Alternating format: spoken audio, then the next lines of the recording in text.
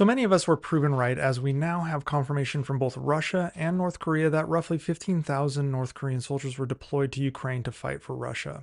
For months, Russia and North Korea denied their involvement, but over the past week, both Putin and Kim Jong-un have confirmed that Korean soldiers were fighting against Ukraine. Most of the North Korean soldiers were deployed to Kursk Oblast, where Ukraine had launched an offensive back in August of last year. Russia claims it now has recaptured Kursk, thanks in part to support from those North Korean soldiers. Around one-third of the North Korean soldiers that were deployed have been reportedly killed or wounded, according to Ukrainian officials. Kim Jong-un said he will build a monument in their honor. Ukrainian troops have also said that while North Korean soldiers struggled early on with drone warfare, they adapted and became more effective over time. They are actually more physically fit, more motivated, and better trained than Russian troops in modern tactics. There is now a growing concern that North Korean units could soon be used for assaults on targets within Ukraine, with many experts believing their deployment to Ukraine is inevitable.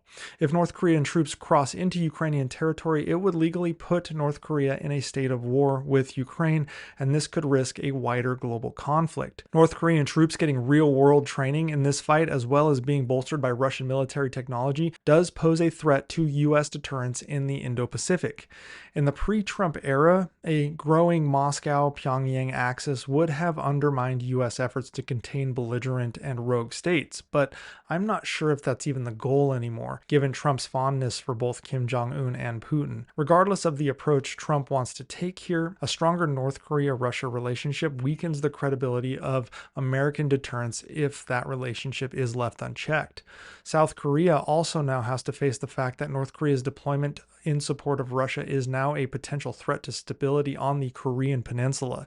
North Korea may become emboldened by potential battlefield gains in Ukraine, which may lead them to believe they can successfully conduct some sort of invasion into South Korea, a notion that is further bolstered by potential reciprocal support from Russia. And the fact of the matter is, any scenario where South Korean and North Korean troops end up facing off in any kind of kinetic manner would likely trigger defense treaties, and then a wider war could break out.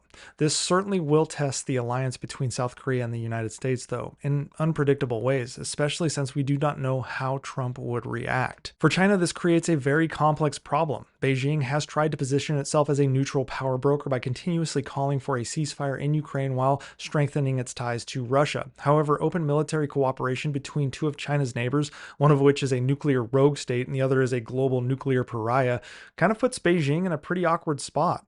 If China tolerates a Russian-North Korean alliance too openly, it risks being seen as complicit by other major global players. If it opposes the relationship, they could lose leverage over both countries. As of right now, they remain silent, which is a strategic move, as they're assessing the situation, fully understanding that North Korea's alignment with Moscow reduces Beijing's influence over Russia, since China has been reluctant to provide the kind of support North Korea is willing to provide.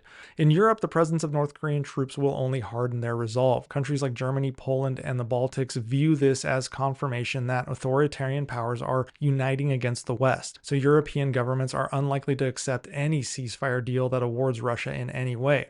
So at this point, we're looking at an increasingly volatile situation. Throw in what has become essentially a de facto war in the Middle East that involves Iran's proxies in the United States, and all it takes is a serious miscalculation by any of the leaders involved, and we may be faced with a very large war spanning multiple countries.